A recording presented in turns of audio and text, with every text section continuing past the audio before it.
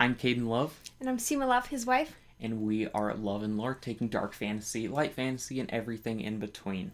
And today we're going to be talking about a really interesting topic. And the topic of today is how the book world has changed in the last couple of years, and it has changed dramatically, and how you as an author or as a reader can benefit from these. And if you want to be a better consumer and a more mindful book reader, stick to the end, because in the end we'll give you a couple of pieces of advice on how to, first of all, save money for yourself, and second of all, make sure that your money goes to the authors and not necessarily to the distributing companies that are dominating the market.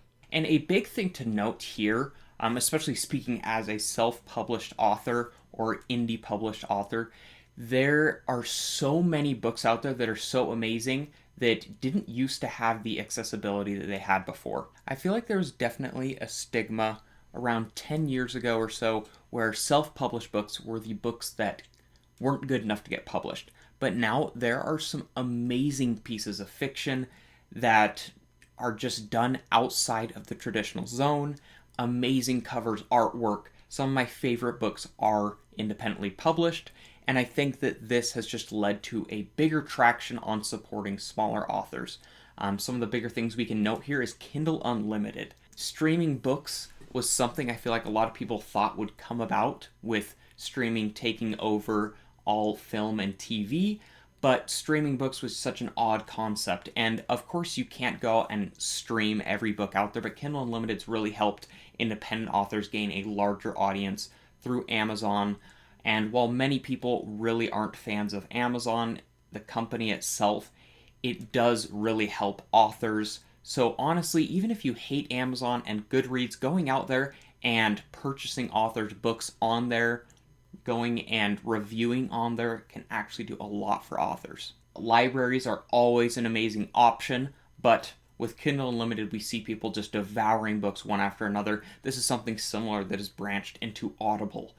Audible has grown a lot, and it has made audiobooks so much more accessible, because before, even if you look at how much audiobooks cost, sometimes they can cost up to $50 for one book. And the subscription for Audible and similar companies often include multiple books that you can just listen to by having a membership, and it allows for authors like me to get my book on the market through my own self-picked narrator, and it has been great overall. And we're really thankful to Brandon Sanderson, who has made the royalties a lot better for self-published authors.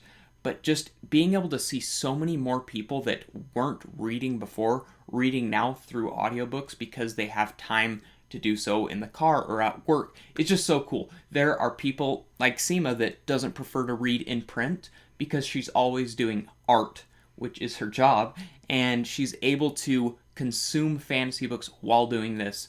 And like I said, outside of the ethicality of Audible as a company, it has really helped readers, but of course there are so many other options out there for getting access to audiobooks. In essence, what we see here is that books can be consumed a lot easier if you don't have access or the funds to purchase book after book after book, or if you don't want to use the typical library, even though that is such an amazing option. A recent rising star in independent fantasy and now traditionally published fantasy is Matt Dinniman with Dungeon Crawler Carl, and for many people, this is their first LitRPG. I remember when I heard that the first time, I was like, what does that mean? Like, literary role-playing game? How can you play a game while reading a book? Honestly, in its essence, this is just a book that incorporates video game elements such as obtaining items, boss fights, leveling up, and as we experience with Romantasy, this is reaching a whole new audience. While many people play video games and read books, this is going to reach out to those hardcore gamers and bring them right in. As a video game enjoyer, I loved seeing those elements in Dungeon Crawler Carl, and I think that this is such a cool take on a book. It's refreshing. You don't have to take yourself too seriously. You can just have fun as if you are playing a video game.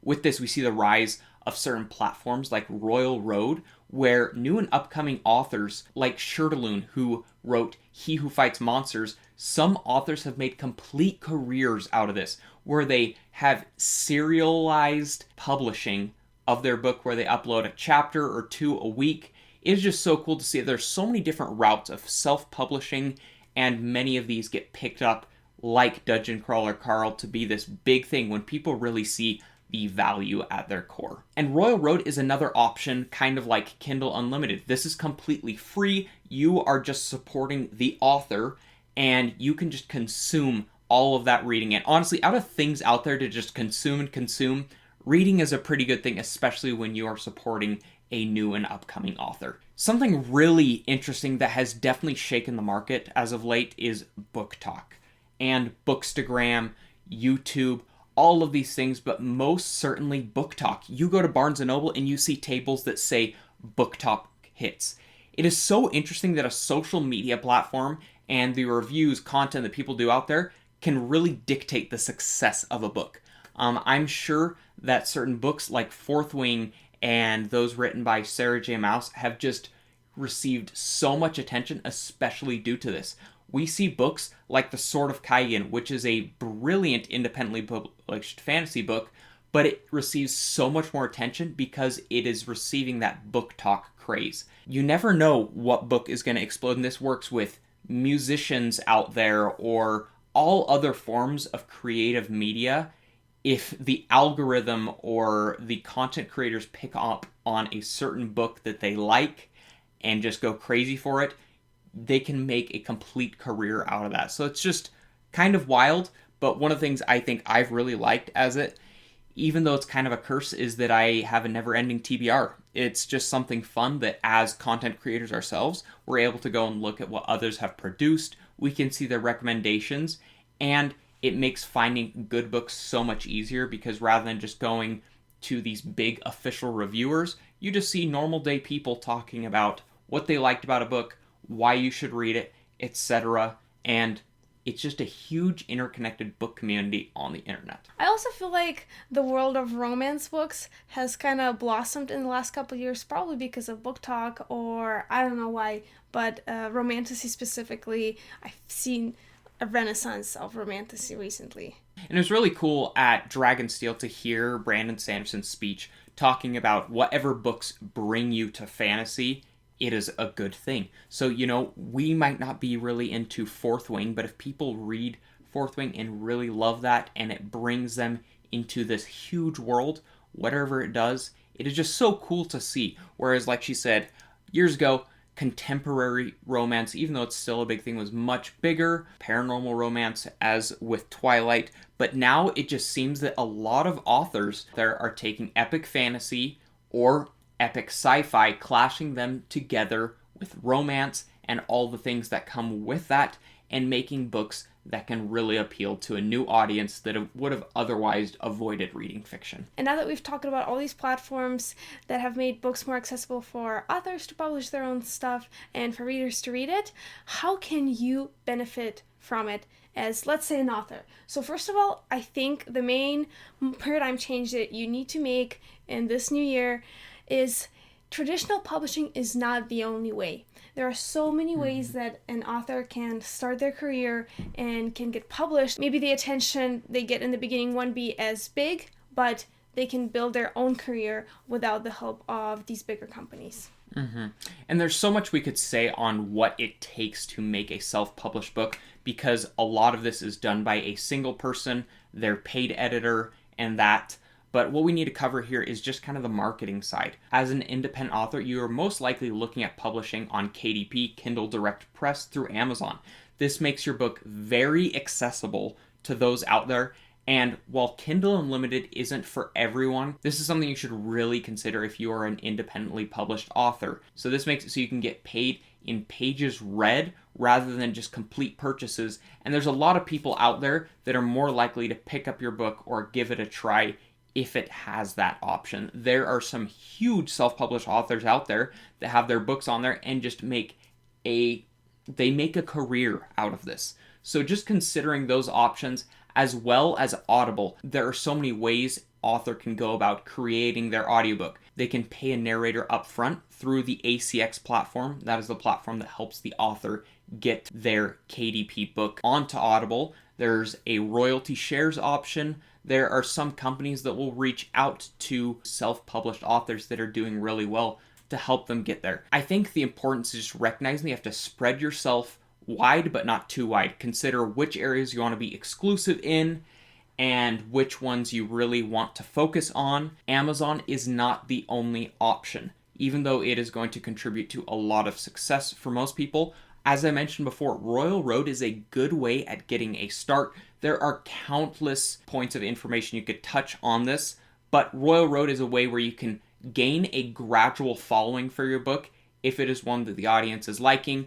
But Royal Road attaches much more to progression fantasy, lit RPG, things like that. And I think that, like Seema said, is when you are writing your book, just know that there are so many options out there today, and there will continue to be more as the market changes, even though you can always go ahead, write that query letter, and send it out to agents. But just because an agent doesn't want your book, there is still a chance that you can get published by doing it yourself. And for those authors out there with their books already on the market, like I mentioned, TikTok and Instagram, the book social media is so big and can really help contribute to sales. Going and buying ads is not the only option anymore. And so if you really want to have success on these platforms, my number one suggestion is to make friends with reviewers. Be genuine. Talk about books with them and other authors out there. Read their books. Talk about how much you love them. And eventually people will be more willing to try your books. And you never know. Maybe that big reviewer, that big booktuber, that big person will read your book and share how much they love it, which could end up making your career. Okay, and one final advice for authors that are watching this video, besides from what Caden said, I think that what really helped Caden to get his book out there is making just BookTok content.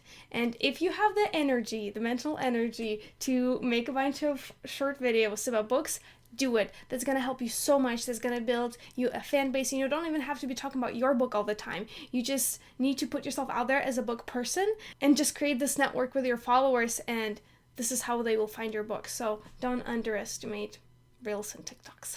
Mm-hmm. And like she said, I think it just comes down to a lot of dedication, as it does with writing. To be very transparent, I just went out there and started talking about books. If you go out there and just start talking about your book, you're not going to gain an audience right away unless you have the most amazing book ever.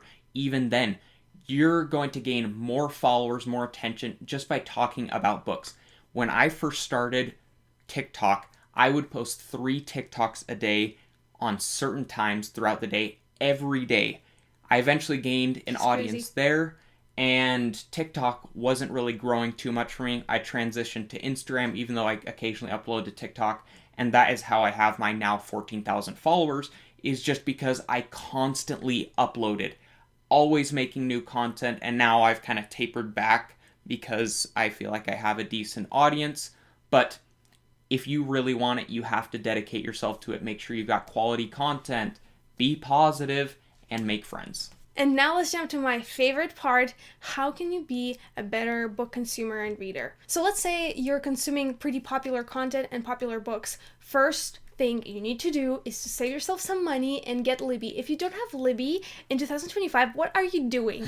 Libby is amazing because I've been getting my audiobooks from Libby almost exclusively for the past couple years. You can get ebooks there, and some people might say, oh, well, the wait times are so long and I can't get that many books, but well, you can sometimes get several library cards. For example, you can get like a city library, a county library, and this way you can have up to 40 books like I do. So this way you can save yourself some money if you're reading popular books. Also, if you're reading popular stuff, please consider going to thrift stores before buying books new, because you can find them for cheap in many bookstores, or even that website. What is it called? Thrift Books. Yes, check out thrift books before going to Amazon. But if you're interested in more indie stuff and less popular books, sometimes you can't really find it on Libby or you can't find it in thrift stores. Here's how you can buy those indie published books and make sure that most of the income goes to the author themselves and not necessarily to all these distributing companies. So first of all, if it's a newer book, consider looking if they have a Kickstarter or if the author is selling the book on their own website, because this is the way they're going to get the biggest cut. Or just save yourself some money and check out if they're publishing their book on Royal Road or something like that. Most of the authors on Royal Road make their money from PayPal or Patreon donations or Patreon memberships where readers can pay to access chapters earlier than others.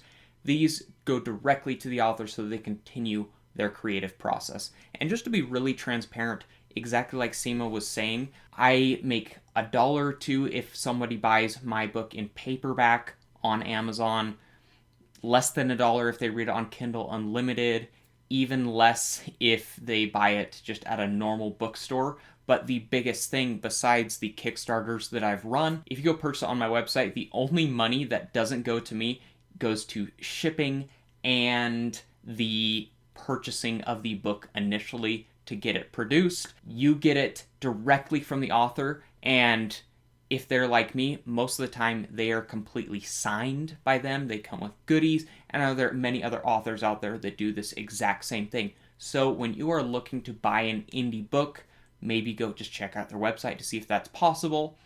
Or you can always ask the authors themselves, if you have a connection with them, where the best place to buy their book, because certain people have different preferences. All in all, just support indie authors. So yeah, the book world has become really multifaceted in the last couple of years, and you can really take advantage of that as a reader and author. So consider how you can shift your focus from popular traditional publishing to more indie publishing and smaller authors. And thank you for watching!